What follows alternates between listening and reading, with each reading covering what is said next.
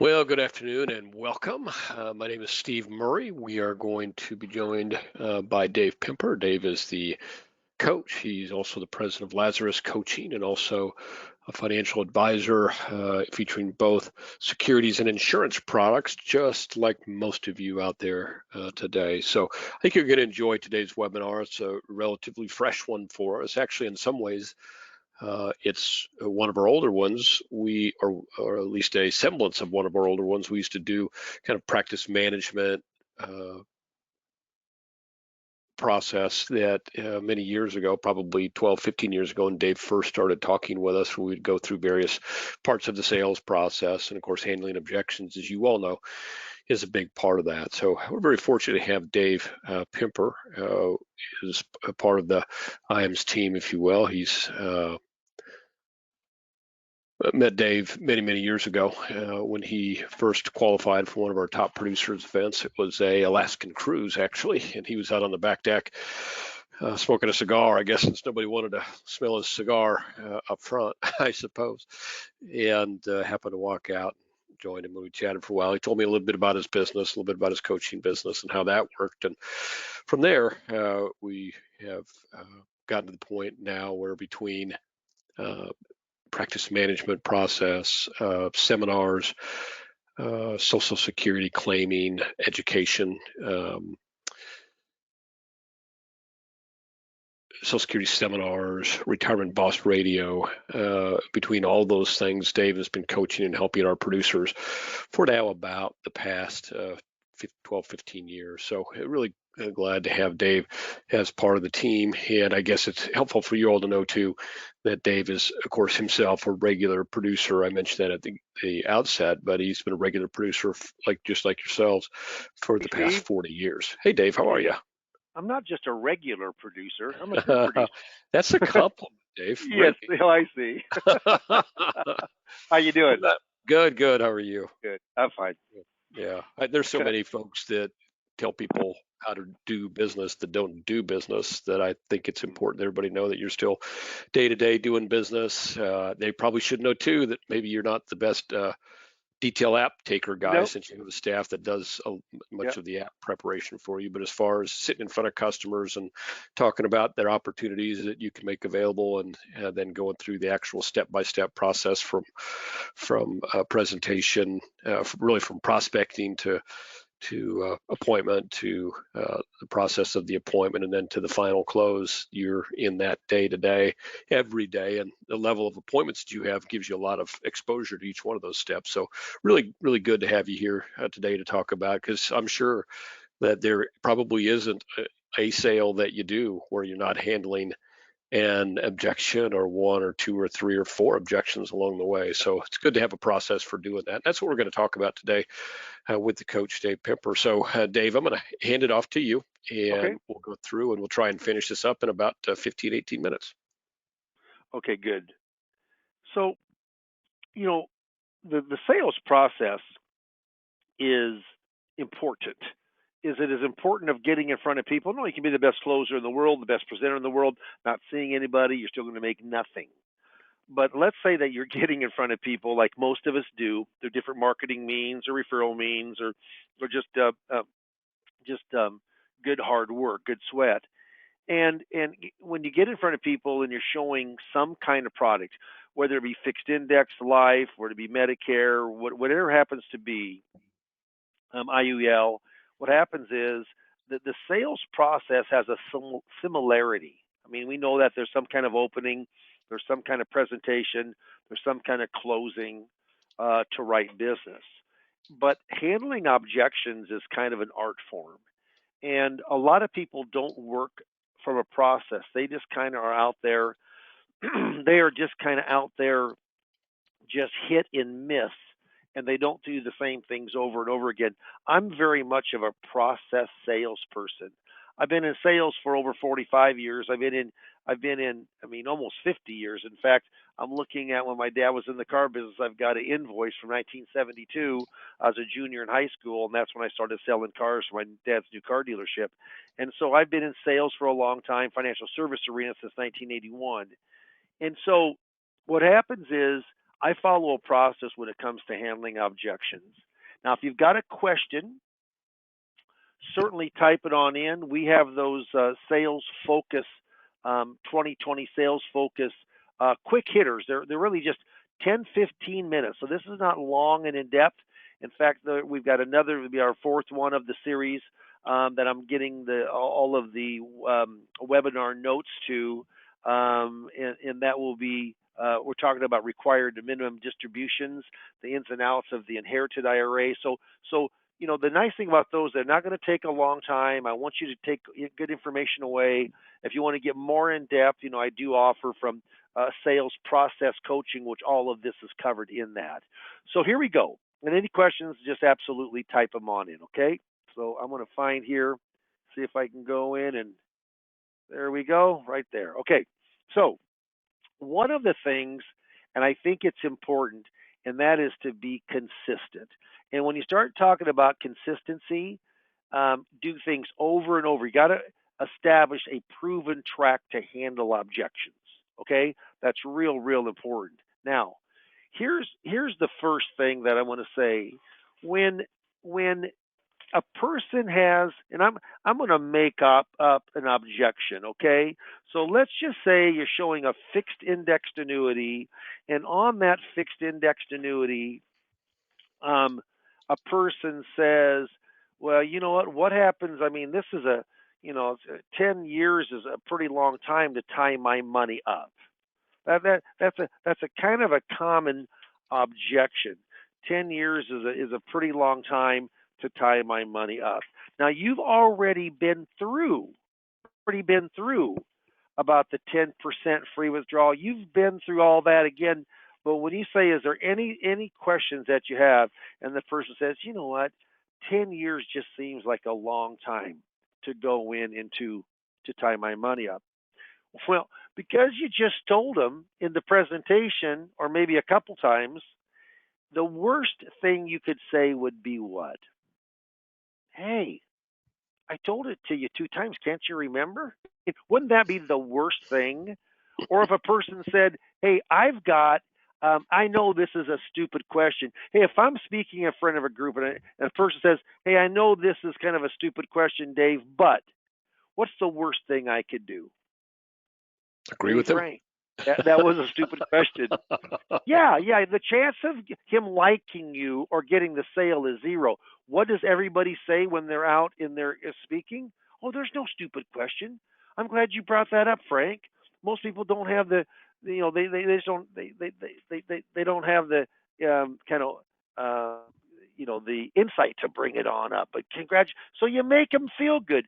So you cushion the objection. And so you say something like, hey, thanks for sharing that with me. Or I'm glad you brought that point up. It's a great point.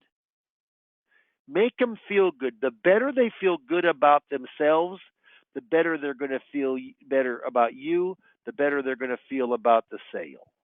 Kind of see how that kind of all starts working together.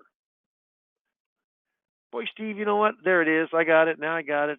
There we go. Okay, now, and then now narrow down. Hey, thanks for sharing that with me. Now, I like to use the word curious. I'm curious. Curious is asking a question, okay? So I'm curious about something. So when I say, hey, I'm curious, what concerns you about that the most? What concerns you about that the most? And then the person's going to go in and they're going to go in and talk to you. You know what's the worst thing I think it's the worst thing you can do. A person says, you know what, I'm just concerned about 10 years or 8 years or 7 years or 12 years, however 14, whatever, how long, say that fixed index product is. But you want to know, well, so what concerns them? Now they're going to tell you and say they're going to tell you, why they need that money or how much money they need. You need to have more information about that. So it's narrowing down the concern. Hey, I'm curious. What concerns you most about that liquidity?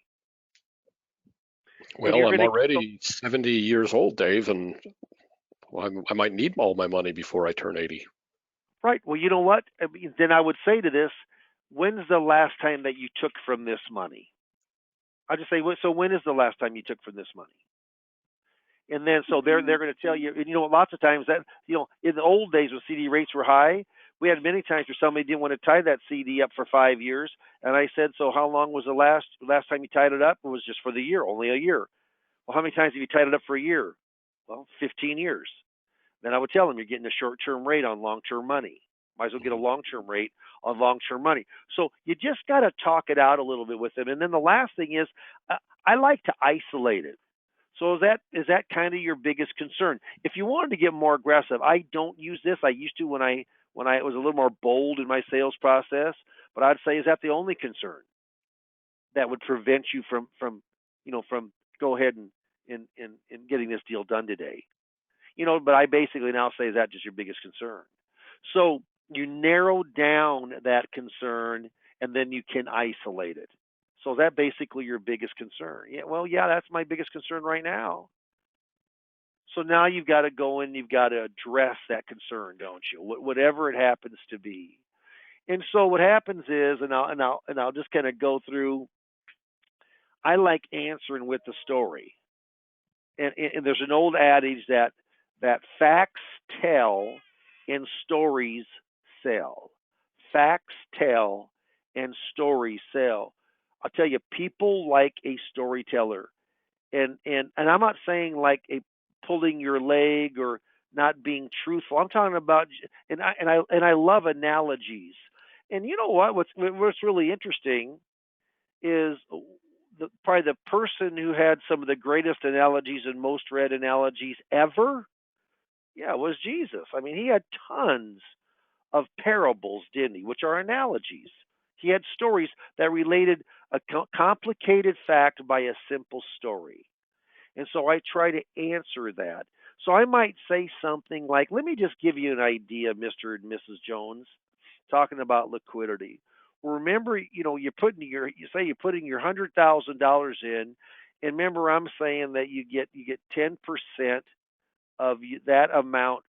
Now again, the most of the ones I use, Steve, are, what do you think out there? The majority of the fixed indexed product, would you say you can't take 10% free withdrawal, or what percentage do you? I mean, mine I do. It's a broker dealer product, and I can take the first year. So is it maybe 30/70 or 25/75, or what would you guess? Oh, that you have some liquidity after year one, it's probably close to 90. But But how about year one? year one, it's probably closer to 60% that you have liquidity Oh, in the first year. okay. Well, let's just say you do have the liquidity the first year, you have 10%. So what I will do I'll say, folks, let's just give you an idea that in year one, whether it's day one that the contract's in or day 364, you can go in and you can take 10% of whatever that value. Well, it only grows once a year, so that 100 grand. But anytime you want, you can take 10 grand. You're guaranteed contractually you can take 10 grand. Well, the interesting thing is, if you went on in and you took 10% on the last day of the year, you could the next contract year you could take out 10% again. So you could take out 20%.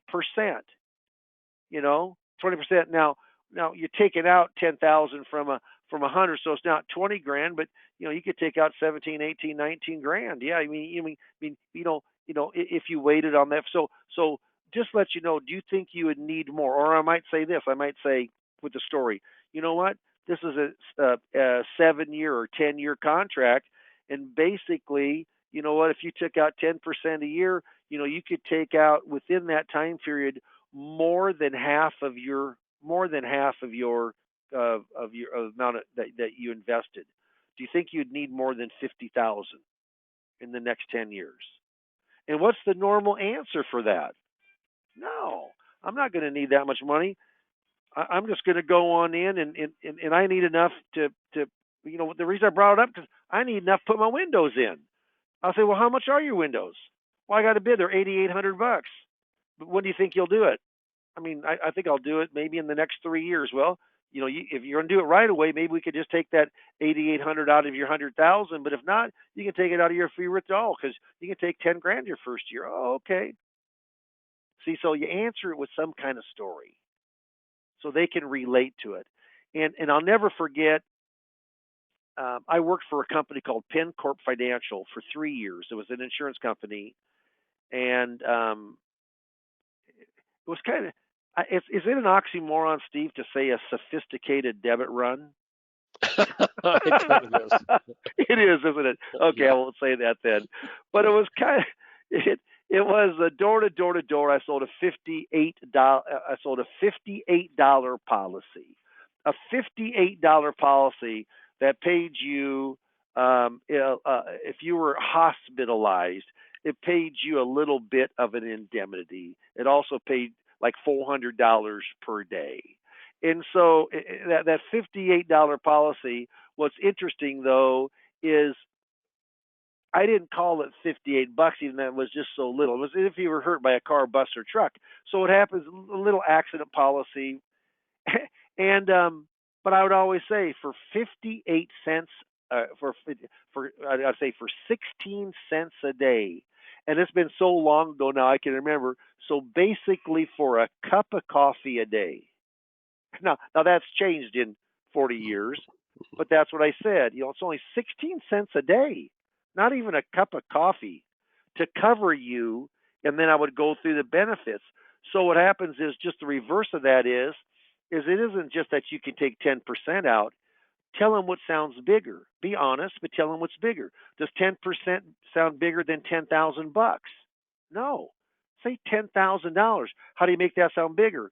If you take out at the end of one contract year and the beginning of the next, you might be able to take out 20%, which might be 17, 18, 19,000. Or if you take out 10% for a year, each year over your 10 years, you basically can take out more than half of your contract.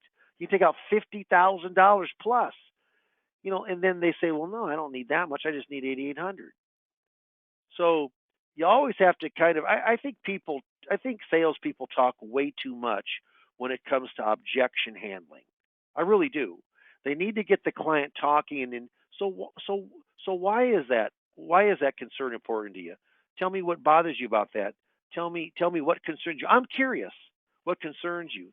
So you kind of start going through that process. That's extremely important. If you have any questions, and we'll talk about the questions here in a second. But what I do, and again, if it's fixed index, memorize your 5 most common objections. So I would say that something about liquidity's got to be one. Steve, let's start naming a few. I mean, could it be what about how safe is the insurance company, or what happens if it goes broke? I mean, that could come up, couldn't it? Sure. Yeah. What's another objection that could come up? Well, liquidity is probably the biggest one that I hear. What are some other ones on annuities? Right now, there aren't many. I would say, why is the rate so low? But they're so high now. Well, that's right. Well, Yeah. they don't. I will tell you something. It's really interesting, and this is a shame on the average insurance agent and advisor. Let's just say the caps were 4.5%, and they did see them. Now they're high, but let's say you might have to go back 10 years. To get, say they were 6% or 5.5%, and I'll hear somebody say until they go back, an advisor, until they go back up, I'm just not showing them. Well, here's the deal: is let's say it's a 4.5 cap, and let's say that over.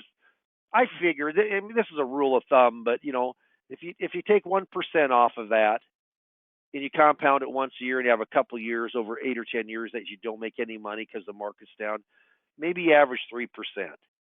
Well, I will tell you, you're competing against a CD. When's the last time a CD's got 3%? It isn't now. You still can't get 3%. I just saw in the paper on a 5-year Omaha paper, 2.75 was the highest. But back just a year ago was paying under 1%. So all of a sudden, T-bills. I mean, I know they're at 3% now, but you know what? A year ago they were at 1.75. So even 3% on a guarantee. Plus, if it's non-IRA money, then there's no taxation on it until you take it out, so it's deferred like a retirement plan. There's still a lot of great reasons, but there's just different, whatever the objections, liquidity normally is the big one, but I would memorize those 3, 4, 5 major ones. If you just memorize the liquidity one, I will tell you what, that's probably going to be 60, 70%. Yeah. Yeah, or maybe half. Yeah, that's right. That's exactly Dave, would you right. consider an objection let me think about it, or I want to show this to my brother-in-law or Uh-huh. my, Uh-huh. would you consider those objections or just delay No. tactics? Yeah, delay, but I call them stalls. It's Yeah. a stall. Now you got to decide after you show everything, is the stall real? Is it a real stall, or do they just not want to tell you no to your face? Hmm. Okay, so how do you find that out? You ask. You ask. And so we'll talk about stalls a little bit. So talking about that stall, what happens is that I again cushion it. Hey, you know what? I understand that. I mean, there's a lot of people that want to think about it, before they make a decision. Hey, let me just ask you a question. So what? Tell me truthfully here. What's holding you up? What's the one thing that's just kind of holding you up? Now, here's the thing: if they just say, "Hey, we want to think about it. We just always think about it. I want to talk to my brother-in-law. I just don't." I mean, what's the chance of getting that sale, Steve? Is Probably it about 50? half or less than what you Yeah, thought. yeah. I would say 50 when they say it, the day you get it. Then you wake up the next day and say it feels more like 25%. Mhm. you know, Yeah. you know. Yep. Yeah, it just if you don't get it then it goes down and down. But if they come in and then you say, "So what's your biggest concern?" And then they come back to you and they say, "You know what? Um I'm just it's just that liquidity. That does concern me." You know what I do? I mean, I've closed this way. I've said, well, if 10% on your 100 grand, if that 10,000 in the first year get 10% a year, if that still concerns you, why don't we do this? Let's don't invest 100. Let's invest 50. Let's invest that keeps liquid for you in the bank 50 grand. If that's your biggest concern, how about we do that? I will tell you what. I would much rather get half of it then than none of it later. Hmm. And I do partials all the time, Sure. all the time, all the time. Yeah, yeah.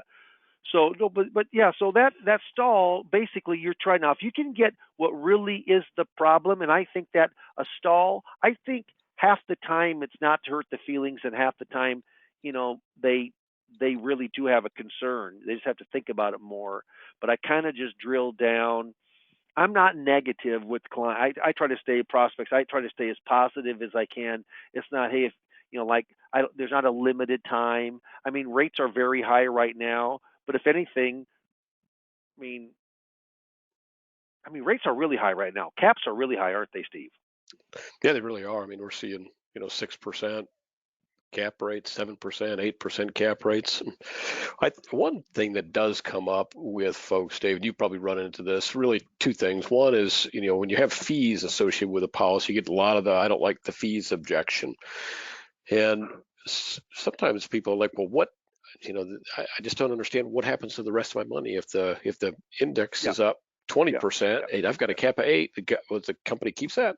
yeah. I, I, And I answered that's that with I answered that with this. I answered that with the story. And again, the interesting thing about the story, it actually doesn't answer their question, but they kind of get the gist of it. So I could get into about the options, and the options expire. You have the right, not the obligation. That just puts people to sleep, doesn't it? sure. Just puts people to sleep, and that's the true answer.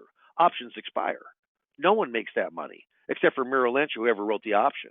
Hmm. But what happens? What I say is, well, let's just say like this.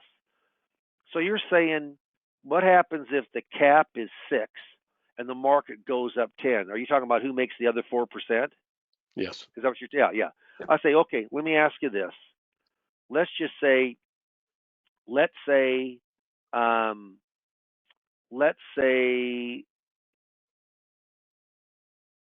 that you have a $300,000 home, and unbelievably, a nuclear waste site goes in right next to you, and your house price of your home, the value goes down from 300 to 150. Who took the 150?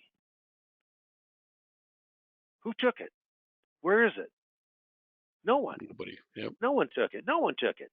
No one takes that. The insurance company doesn't get that what's above it. It doesn't. They don't get it. You don't get it. No one gets it.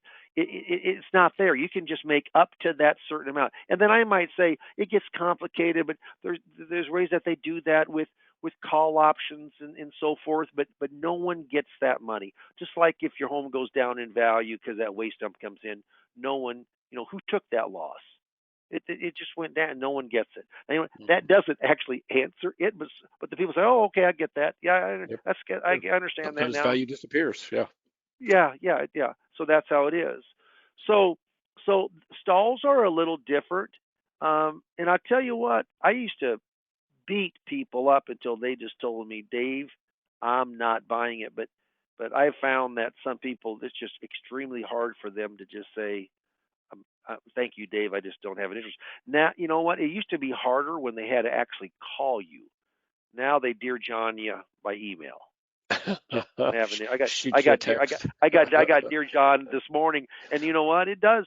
I mean, I'm thick-skinned, man. I've done this for 41 years. I've done thousands and thousands of sales. That means I've had many, many more thousands worth of no's. It still doesn't feel good, you know. Hmm. And you know what makes me feel good after I get a no like that? It's that very first call, even though it's that next sales call, it's that next call that I'm making that just gets me back on the horse again, and I get right back on, right back Hmm. on. So yeah, kind of handling objections. Let me go into the. I think there's one. Yeah. So and I have this. This is self-promoting, but I will tell you, handling objections. I go through a 3-part sales process, and the cost of that is $600. There's three one-on-one coachings that I have, and I gear it around the fixed indexed annuity product because that's really, I mean, that's what I show a lot of when it comes from the guarantee standpoint. But it could the process works with my securities business, my wealth management fee-based business, would work with life or IULs and so forth. But I'll tell you, I do it through a it can be a 3-session close or a 2-session close, but it's the process. And if we go through handling objections, handling stalls, we go through that. But I will say this: if you'd like to sharpen up your sales process, I'll tell you right now, this process works. I've used it for years and years and years. I've been in the business for 41 years. I'm always in that top 5 or 10% of all the type of producers, whether it comes from the index side, like with Steve's firm IAMs, or whether it comes from the security side.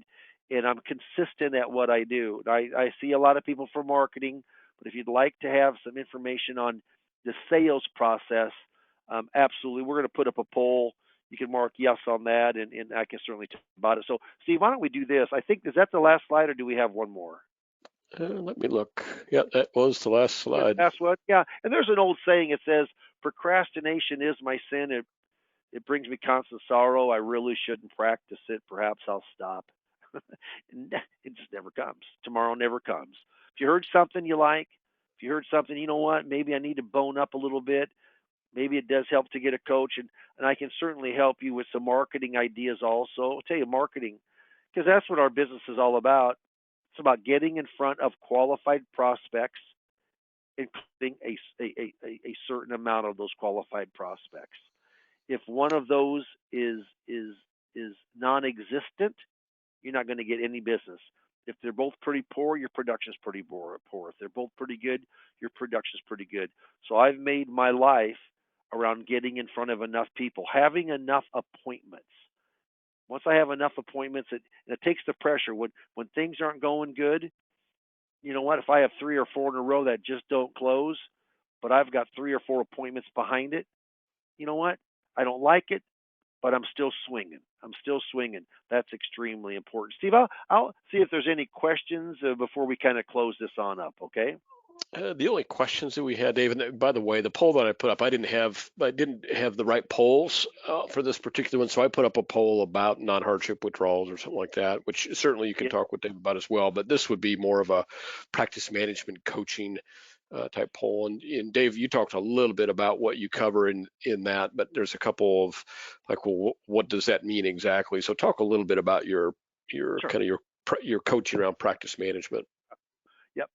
So I do that from a 3 coaching session. It's a little over 30 minutes each time. I give you attachments, and then I give you the outline to follow from. So just know what in my first appointment, I'm warming those people up.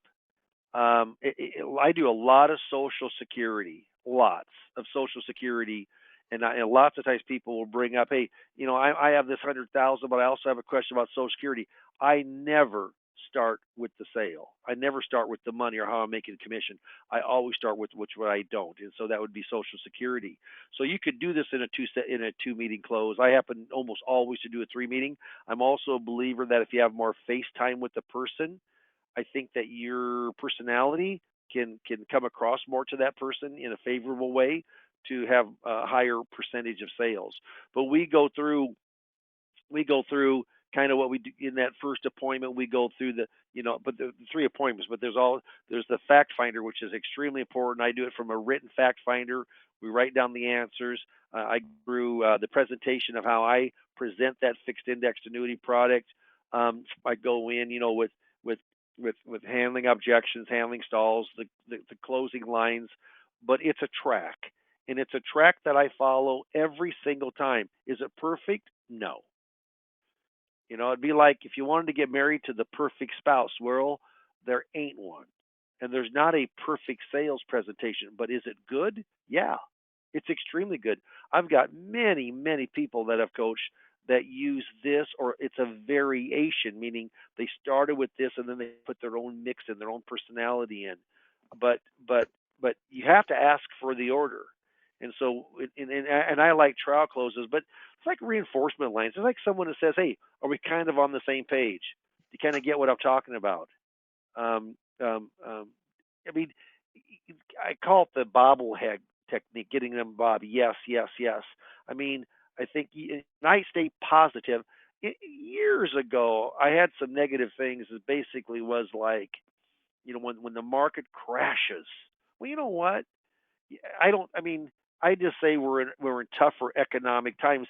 They know their stock portfolio was down 20% the first 6 months. And you got tons of people that aren't even opening up their statements right now because the market's down. But this business, IAMS, Insurance Agency Market Services, they're in the protection business, and people need protection 24/7, but they need protection on their investments for sure, at least a part of it, when you have market turmoil like we're in right now. Plus all the I mean the clouds are pretty dark in the horizon. I mean, you know what? There's a lot going on with inflation. There's a lot going on with higher interest rates. There's a lot going on with the debt of our nation. Just there's a lot of things that are negative right now that people are they're kind of flocking to conservative and safety minded strategies. So I will say that having a process with the fixed index or the fixed product, I think it's real timely right now, and that's why we brought it to this Sales Focus 2020.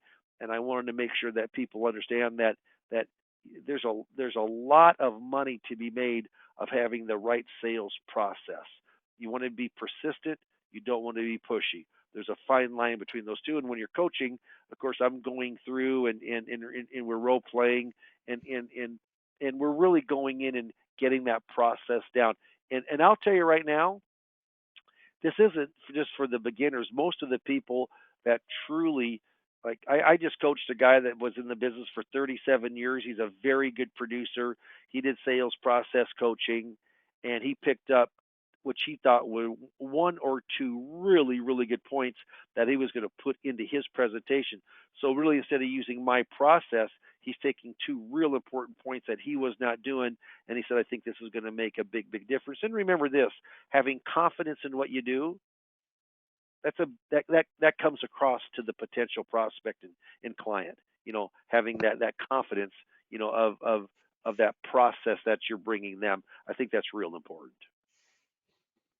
So we have a question. I guess this one I can answer. Marion is asking about being able to see this presentation again, or where you can get the slides. Mhm. Marion, you're going to get an email after this event. It'll offer you this presentation, so you'll be able to see it. Also, I think most of you know too that most of our webinars are recorded and then displayed on our YouTube channel, which you can find on our website. I chatted you our website earlier. It's www.iam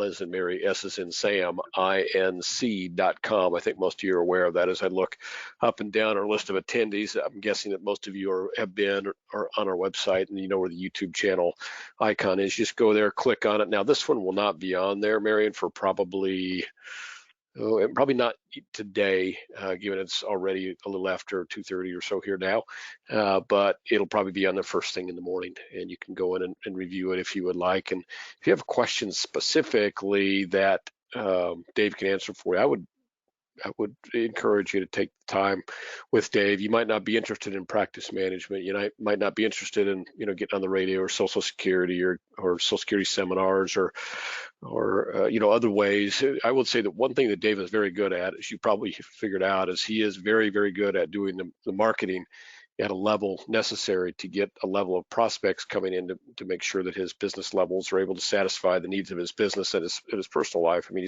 how many people do you employ now, Dave? You've got Amy, Lynn, Yeah, I got three Sam. administrators, myself, and then Sam, my son, works our Medicare business, Medicare and senior health. Oh gosh, Steve, senior health. I'm glad he does that, not me. But he likes Yeah, it. He does like like, it. Yeah, yeah, yeah. And you guys do. Yeah, I mean, we run all of our Medicare business, through IAMS, and lots of times you guys never talk about it, but there's a person on board that kind of heads that up and can answer all the yeah. questions and stuff. Mhm. So that's available through IAMS also. Yeah. You betcha. And I guess the moral of the story is there that it's good to take a few minutes to talk with Dave, whether it's about what we talked about today or whether you have some other questions about your business or how to get maybe if you're stalled out a little bit, or maybe you're looking at the marketplace and thinking, why am I not doing more business than I am? What do I need to do to get in front of more customers? Because actually, and it's not always the case, or it probably always is the case, but now more than ever, the key to more business is just getting in front of more people. And Dave does a really good job with helping, with doing that himself, and with helping other people do the same. And there's some ways to do it that if he can't, it doesn't fit right into what he's doing, he can certainly reference a couple things that we've helped a lot of producers with. So good to have a conversation. And I see now, based on our voting, that almost all of you are going to.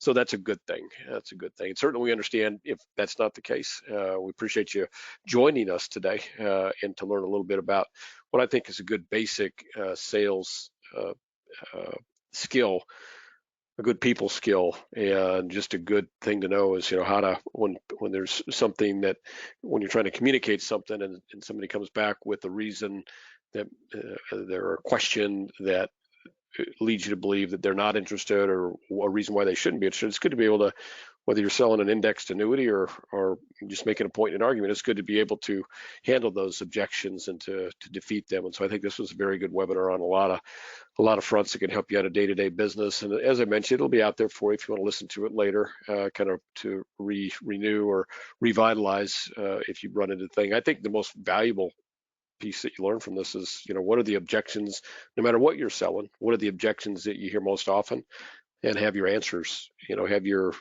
process ready to get those answers. I think that's really valuable. That would seem to be something that everybody would do, and probably after 30 years you probably do it naturally, but if you're just getting rolling, or if you don't do that already, that's a really great thing to do for your business. So we love to help you here at IAMS. Dave, I thank you for taking some time out of your schedule. I know Sure. you've got a full one, and we appreciate you taking some time for us.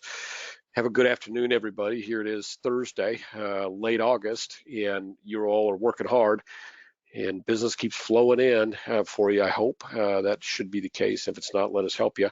And so whatever we can do to make things work better for you, smoother for you, convert a sale that maybe you wouldn't have converted, we're sure here to help you. We appreciate that. Thank you again, Dave, for taking time out of your schedule. And if Hey, anybody, Steve, yes, sir. can I say one quick thing? Of course, Yeah, yeah. and I would appreciate everybody. I'm just having fun here. You say late August. Wouldn't that be like after the 15th? Okay, but you know what? Anytime I after appreciate. my birthday is late. Yeah, you're right. Happy birthday. Yeah, thank you, everybody. You know what? We got a lot more coming on up. We got a lot of those sales focus 2020s. The next one's going to be on required minimum distributions because the inherited IRA that's really gotten kind of complicated with spousal and the kids and so forth. So yeah, stay tuned for that and certainly tune in for those. Thank you, everybody, and thank you again, Dave. Have a great afternoon, everybody. Thank you. Bye bye.